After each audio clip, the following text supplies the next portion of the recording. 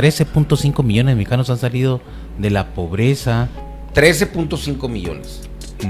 Está creciendo así que el cerco de responsabilidad. Esperemos que esos 13.5 no se queden hasta ahí, ¿no? En los próximos años. Tenemos que ver resultados de que ese 13.5 para el 2026 principio, que se evalúe este año 2025 por el INEGI, ya tiene que tener que unos 14, 15 millones más, o sea, aumentar.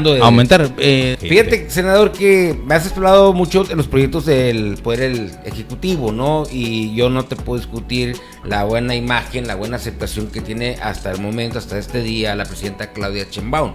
Yo te preguntaría, bueno, ok, pero desde tu casa, desde tu área de trabajo, desde tu curul, sí, que es el Poder Legislativo, que es el Senado de la República, esto si no viene acompañado de ciertas promociones, ciertas leyes, de ciertas modificaciones, de ciertas reformas, estos progresos a veces se ven detenidos. O sea, yo te preguntaría, desde allá, ¿qué se está trabajando por parte de, pues no de los tantos senadores de todas las fracciones, sino por parte de Heriberto Aguilar? Listo, ya estamos de regreso y como les adelantaba al principio de este programa, ya está aquí con nosotros el senador morenista Heriberto Aguilar. Gracias, Heriberto, por darte el tiempo y pasar aquí por tu casa, que es Nota Central, la 104.7 FM Radio Sol. Muy buenos días, Juan Antonio, un gusto saludarte y un gusto saludar a tu auditorio. Gracias. Pues bien, vamos entrándole de lleno porque el tiempo es oro, señor Heriberto. Pues inician ya el periodo ordinario de sesiones y ya inician con temas muy interesantes, que es principalmente la situación económica, que es el proyecto, ¿no?, que traen ahorita, ¿no? Cómo está el análisis actual a 11 meses de asumir el cargo, tanto como senadores. Ustedes ya tienen el año. Es un año. El año, ya cumpliditos. Quien tiene 11 meses es la presidenta Claudia Sheinbaum. Senador, ¿cómo está en la primera balanza? Pues muy contento de iniciar en este año el periodo legislativo, porque tenemos iniciativas que representan seguir avanzando en este proceso de transformación, que es la justicia, la dignidad y el bienestar del pueblo mexicano. Estamos en la revisión de la glosa del informe de la presidenta Claudia Sheinbaum. Ayer revisábamos el análisis económico y decirte que en materia económica es un modelo de la economía moral, esa economía moral que ha representado bienestar, dignidad para el pueblo, porque ha cambiado y transformado la vida de millones de mexicanos. 13.5 millones de mexicanos han salido de la pobreza. Pero bueno, esos 13.5 millones es prácticamente, se lo tenemos que endosar a la primera administración morenista, que fue encabezada por Andrés Manuel López Obrador, ¿no? Sí, es el proceso de transformación que continúa con la doctora Claudia Sheinbaum. La doctora Claudia Sheinbaum sigue con la obra transformadora que inició el presidente Andrés Manuel López Obrador, es decir, Andrés Manuel, los cimientos del primer piso y la doctora el segundo piso de la cuarta transformación, pero se profundizan y se hacen más extensos los programas que han representado esta economía moral, que las políticas públicas se desarrollen de abajo hacia arriba, y esto ha representado, y me siento muy orgulloso cuando estoy en las casas, porque eso le dije yo cuando andaba en la campaña: si vamos al plan C, que tengamos la mayoría calificada, va a ser posible que extendamos los derechos constitucionales. Para allá donde yo voy, a ver, 13.5 millones. Está creciendo así que el cerco de responsabilidad. Esperemos que esos 13.5 no se queden hasta ahí, ¿no? En los próximos años. Tenemos que ver resultados de que ese 13.5 para el 2026 principio, que se evalúe este año 2025 por el INEGI, ya tiene que tener que unos 14, 15 millones más, o sea, aumentar. Primero decirte que es una reducción sin precedentes en la historia de este país. Como ningún otro gobierno del sistema anterior ha habido esta reducción de pobreza. El salario mínimo ha aumentado 130% en términos reales. Seguramente los expresidentes dijeron, lo tuve en la mano y no lo hice, que es la parte fundamental del crecimiento que ustedes han informado, que es precisamente en la aplicación del salario mínimo, el aumento del salario mínimo, ¿no? Un aumento que ha tenido grandes resultados, porque no solamente es el salario en sí, sino lo que está indexado al salario mínimo. Esto hizo posible que la subcuenta de la vivienda fuera un fondo tan amplio que hoy estamos empezando a construir viviendas en una modalidad que representa un derecho constitucional, vivienda digna y propia para las y los trabajadores, por ejemplo.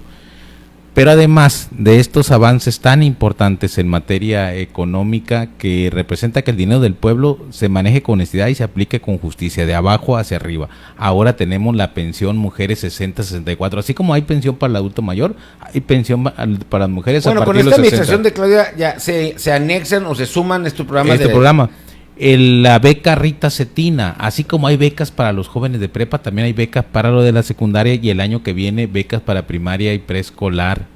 Tenemos también un programa que va a ser complementario en materia de salud casa por casa, donde médicos, enfermeras estarán permanentemente visitando a las personas con discapacidad y adultos mayores para darle seguimiento y atención a su salud. Hay otro programa más que se esté cocinando, senador, sí, por parte del Poder Ejecutivo, y que ustedes habrán de darle el visto bueno, ¿no? Sí, nosotros estamos convencidos que la parte modular para la transformación es la educación.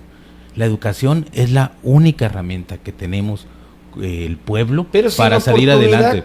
Ahí te va. ¿Para qué queremos tantos educados si no vamos a tener oportunidad de que se puedan desempeñar? Decirte que la tasa de desempleo es la más baja en la historia, pero además una de las tasas más bajas a nivel mundial. ¿Y esto qué ha representado? Pues lo que tenemos el ejemplo muy palpable en Sonora. En Sonora, con un gobernador con la visión de la cuarta transformación y que tiene identidad en estas políticas públicas que inició el presidente Andrés Manuel del humanismo mexicano, ha cambiado de manera de raíz y de fondo, porque él vio una visión estratégica e integral que ahora lo podemos cuantificar de manera evidente. La planta fotovoltaica más grande de Latinoamérica, la ampliación y la modernización del puerto de Guaymas para que se convierta en un pilar económico de la economía sonorense, la carretera Guaymas-Chihuahua, que ya está terminada una primera parte, y esa terminación de obra te representa una hora de ahorro en el trayecto de Yécora a Ciudad Obregón.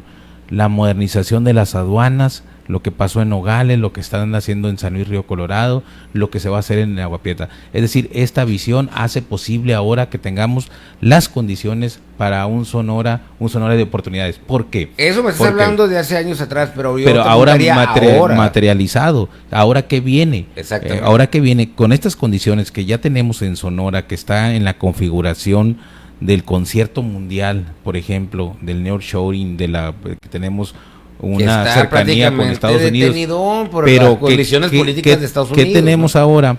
Que en Sonora se va a desarrollar los polos de desarrollo del bienestar, uno en Hermosillo y en otro en Obregón, por las condiciones que hay en Sonora.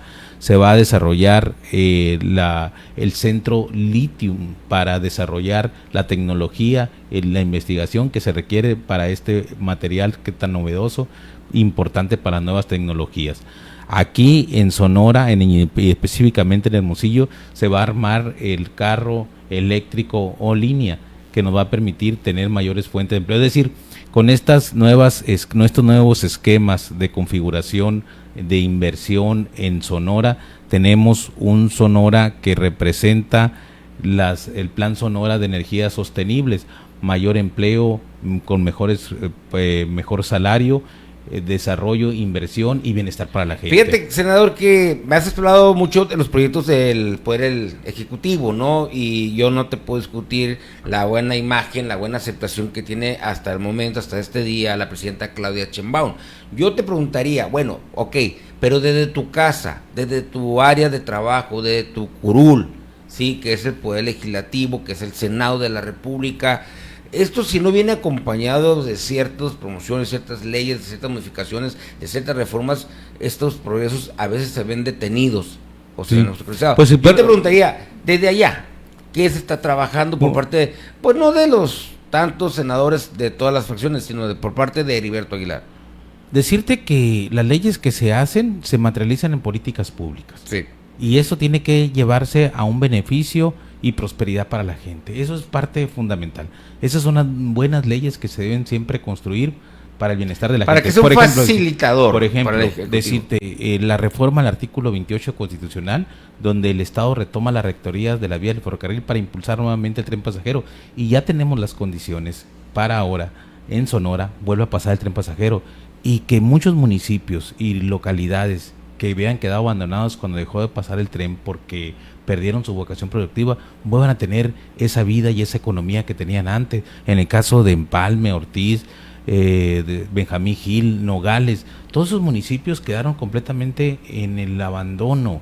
Ahora tendremos una posibilidad, ya con la reforma que hicimos, de tener un medio de transporte accesible, económico y amigable con naturaleza, eficiente, para que tú y tu familia puedan recorrer el estado y puedan recorrer el país. Mira, ya para todos aclararles bien el tema, la labor de un senador y de un diputado federal son temas que no solamente deben de impactar en la entidad, tienen que empatar con otras entidades. El problema es porque un senador no legisla para un estado, legisla para la república, como un diputado federal. En ese escenario, senador, tienes que trabajar o tienes que cabildear con otros compañeros de otras entidades para que el tema que vas a llevar ahora sí que a la presentación, pues obvio, si pasa es para beneficio pero para toda la república, no solamente para una parte de la territorio. Sí, ¿no? Este tipo de leyes que están construyendo, que es recuperar los bienes de la nación y ponerlos a disposición del pueblo, porque eso es.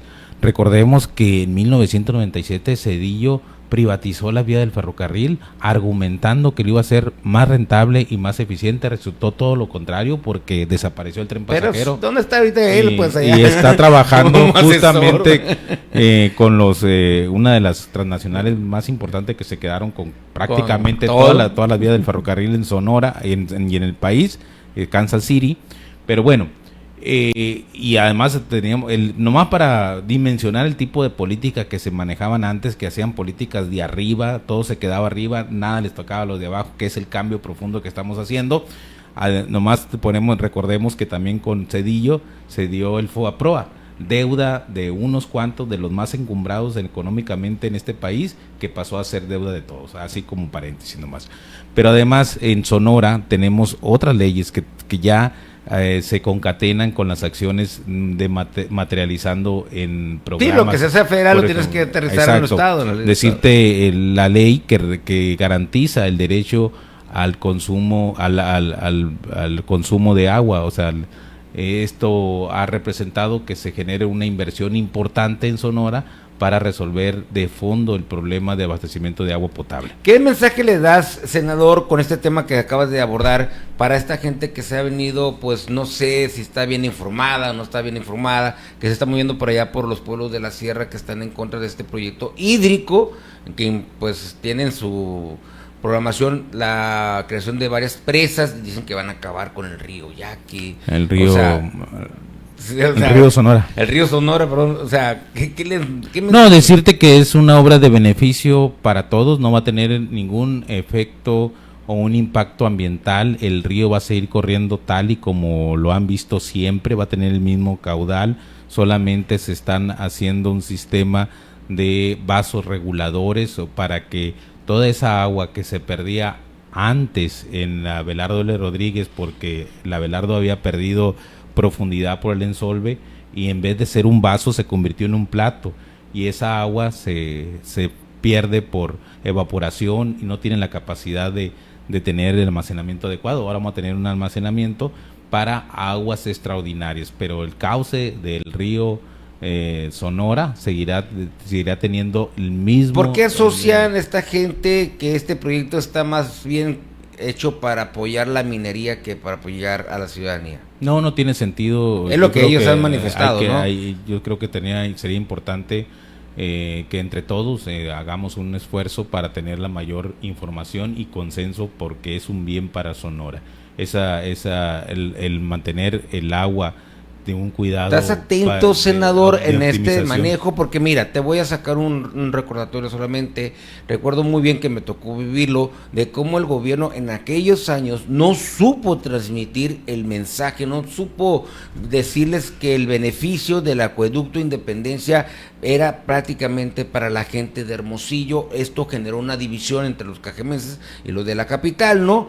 ¿Cómo evitar ese escenario ahora presente con esta gente que vive para allá, para los pueblos de la sierra, que colindan con el río Sonora? Decirle, hey, no le vamos a perjudicar, pero tiene que ser un trabajo coordinado, tanto de senadores, diputados federales, alcaldes, poder ejecutivo estatal, senador. Un diálogo abierto, transparente, circular, de ida y vuelta, para que no haya ninguna duda y que se demuestre, que sea evidente, irrefutable, que es un beneficio para Sonora y es un beneficio para ellos, porque no va a tener el impacto ambiental que ellos, que ellos tienen mucha razón, porque se han hecho proyectos donde no se considera a su región y terminan afectados, pero esto no va a ser el caso, porque el proyecto es muy claro, no va a tener afectación ni impacto ambiental para la región. Decirles que sigamos construyendo el diálogo y con mucha prudencia de todos para que nos entendamos y que encontremos la coyuntura de esta obra para el beneficio de todas y todos. Pues sobre todo para cumplir con el derecho constitucional. ¿Estás dispuesto a ir y platicar con He estado platicando, platicando con ellos. En mi oficina han ido muchos habitantes del río Sonora y yo, pues como legislador, no como ente de gobierno ejecutivo. Sí, como representante de la ciudadanía, pues. Que les comento cómo va a estar la configuración de esta nueva obra hídrica. Y hay un entendimiento, es decir, no vamos a tener no vamos a tener un ducto que limite que el agua corra por el río Sonora. No va a haber, sigue conduciéndose de la Puerta del Sol al Molinito, de la mismo caudal que ellos están siempre impuestos a ver cuando al transcurso del tiempo. ¿Crees tú que alguien se está aprovechando políticamente sobre este tema, senador? Pues siempre hay intereses ajenos, pero el bien colectivo termina triunfando. Así yo estoy seguro que con el diálogo que está dando el gobierno del estado va a llegar el entendimiento y se van a hacer todas las adecuaciones necesarias para que todos estemos contentos y estemos seguros que va a ser un beneficio más que una afectación. Y en este tema también déjame un poco, ¿cómo estamos ahorita con la agenda legislativa que traes? ¿Qué temas principales traes ahorita para presentar y trabajar y cabildear desde el Senado? Primero decirte que tenemos un proceso legislativo muy importante, decisivo, que va a seguir representando las políticas en las que hemos estado conduciéndonos desde el inicio de este proyecto de transformación, desde que triunfó el pueblo en el 2018. Hoy vamos a una etapa importante donde estaremos viendo, por ejemplo, en un parlamento abierto, la ley electoral, que eso va a ser una parte sustancial para la democracia de este país. ¿Cuándo le entran a este proyecto? Esta parte va a ser de análisis, de escuchar todas las voces que nos permitan construir una ley que esté acorde a los tiempos y legítimamente a la intención democrática que hay. Pablo Gómez ya se presentó con ustedes, ya tuvo su primer acercamiento. Ya estamos hablando. Nosotros que estamos planteando es que actualmente es muy costoso los partidos políticos, 7,000 millones de pesos en tiempos normales, o sea, no en elecciones, es lo que nos cuesta un partido político. ¿Y cuál es la propuesta? La propuesta es reducir el financiamiento a los partidos políticos tajantemente, que nomás que se aplique la austeridad republicana también. ¿De cuánto estamos hablando, senador? Pues eso se tenía que hacer un análisis, una valoración. Yo creo que tiene que reducirse más de la mitad del presupuesto que actualmente tienen. Además, el tema de la representación de las minorías. Nosotros estamos de acuerdo que debe haber una representación de las minorías, no de las cúpulas de los partidos políticos. O sea, esto recae en los diputados o senadores pluri que son asignados por lista, le dicen, o sea, la decisión de los partidos políticos. Yo dirigente pongo a mi compadre, a mi amigo, así mi hermano, llegó Alito, punto, por ejemplo, y otros. Lili. Pero ¿qué estamos diciendo nosotros? Sí se respeta la decisión de las minorías, pero que sea a través de las urnas. Ese es un planteamiento que es una idea que puede construir no eliminar pluris. No eliminar pluris. Sino cambiar los procesos. Exacto. A lo mejor disminuir la cantidad de pluris y cambiar la forma de designación de los diputados o senadores pluri. Estamos hablando de cuánto más o menos disminuir. En la Cámara de Diputados son 200 diputados pluris, 200, son 300. O sea que, por ejemplo, del partido opositor que no gana esas elecciones, el que vaya... El segundo lugar va para arriba. Puede representarnos. O sea, ¿Por qué? Porque es una decisión de la gente. O sea, ellos confiaron en esa minoría confió en ese representante y es muy muy bueno que esté representándolos en la Cámara de los Senadores o en la Cámara de Diputados. ¿Y los órganos electorales sí se tocan en esta reforma, senador? Los órganos electorales siguen funcionando. No, pero en el proyecto de reforma. Siguen teniendo la misma representación y la misma autonomía que deben de tener. Pero hay órganos, por ejemplo, tenemos le llaman elección de casilla única, es decir, el Instituto Federal Electoral organiza toda la elección, hasta las presidencias municipales, ¿estás de acuerdo? Y de todos modos los órganos locales participan. Entonces, si ya tenemos una forma de organizar desde el nivel nacional hasta los municipios, pues hay que reducir los órganos electorales locales, porque estamos duplicando esfuerzos y lo que es peor, estamos haciendo un gasto excesivo en la organización de la elección. Que el INE sea el único órgano electoral encargado tanto lo federal, estatal y local. Así funciona actualmente. Pero tenemos representación local. Tenemos representación local, pero la elección la organiza el INE. Sí. Desde el en coordinación Ejecutivo con Federal, el IE. Hay en coordinación con el IE. Pero el IE es el que en este proyecto podría tender a desaparecer.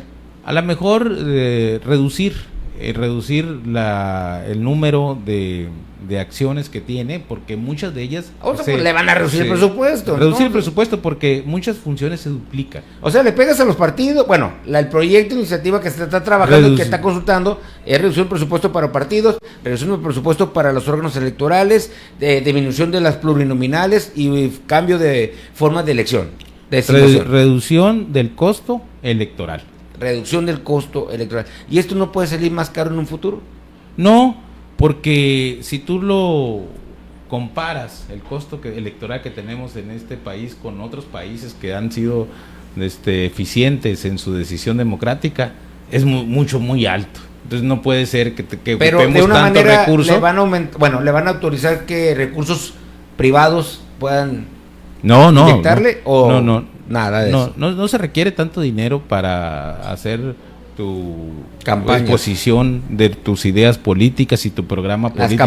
Las campañas electorales. Tú lo que se ocupas es que tengas un acercamiento con la gente, que mantengas un diálogo permanente de ida y vuelta, y esa es la verdadera esencia de la política, que podamos construir democracia con la participación y la organización del pueblo, y que el pueblo decida. No te puedo dejar ir, el senador, sin platicarte sobre proyectos personal. Hoy, a últimos días, ha venido mucho ya la comenta de quién se está moviendo, quién puede querer, ya lo dijo públicamente el alcalde Javier Lamarque: voy en la búsqueda, ya lo platiqué con mi familia, me mueve. Lorena Valle aún todavía no lo decide públicamente, pero se ve que trae interés, también pues le trae esas ganas. Yo te pregunto a ti, Heriberto, que pues mucho lo hemos comentado, que también estás dentro de esta lista, dentro de esta posibilidad. En lo personal, sí te mueve el interés de la búsqueda de esta posición de la candidatura a la gubernatura en un futuro. No te digo que hablemos profundamente para no causarte un problema legal, sino que sí tu interés personal. Primero decirte que nosotros nunca hemos luchado por el poder, hemos luchado por causas, y eso representa nuestra existencia política. No se basa en un puesto de elección popular. Nuestra definición política es que entre todos y desde abajo luchemos por la justicia, la dignidad y el bienestar de nuestro pueblo, y que las circunstancias definan donde mayor utilidad hagamos a este movimiento.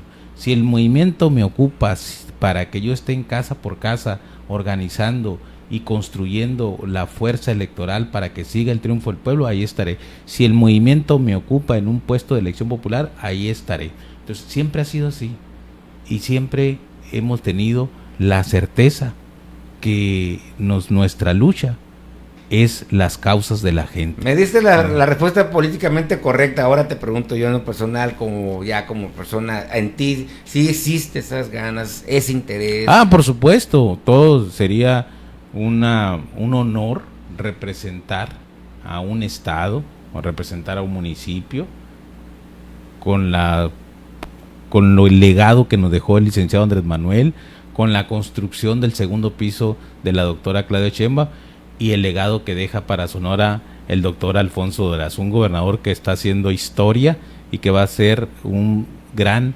parteaguas en la vida pública de Sonora, porque ha hecho cambios profundos y de raíz que hoy representan bienestar y progreso para la gente. Y para Heriberto Aguilar, ¿qué condiciones debe tener quien sea el próximo candidato o candidata a la gobernatura del estado por parte del movimiento de Morena?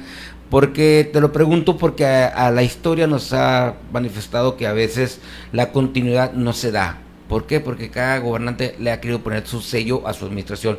¿Crees tú que eso, con este movimiento que no sabes quién sea, va a tener que tener la obligación o así que la continuidad de este movimiento que empezó aquí en el estado en el 2021, en federal el 2018?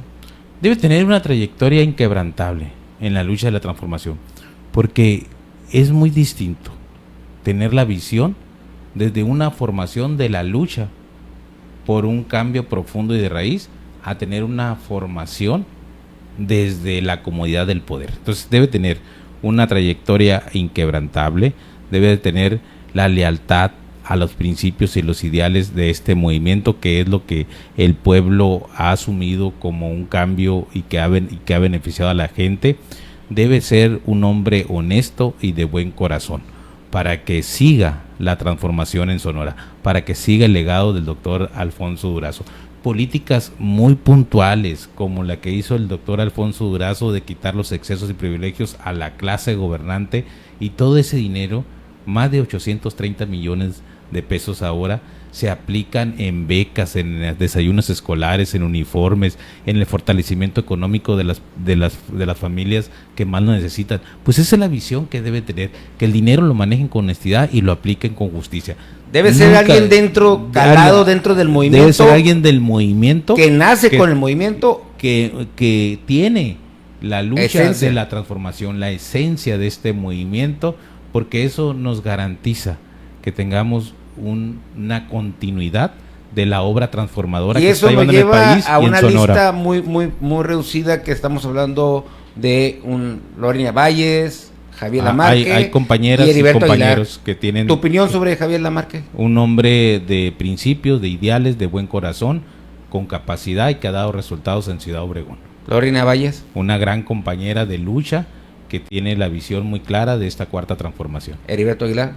Tu servidor siempre con la decisión bien firme de que nuestro movimiento representa el triunfo del pueblo. ¿Confías? Y que nunca alejarse de los principios y que el entendimiento de cada uno de los que participen sea muy claro, que el poder solamente tiene sentido y se convierte en virtud cuando lo ponemos a disposición del pueblo. El poder no es para hacer más con lo demás, hay que estar alejado del dinero y del poder, y que represente la honestidad, forma de vida y de gobierno. Esto es una base muy clara, porque si lo hacemos de esta manera, seguiremos con el precepto que ha sido base para nuestro movimiento. Una no semana mentir, muy complicada, no robar y no traicionar al pueblo.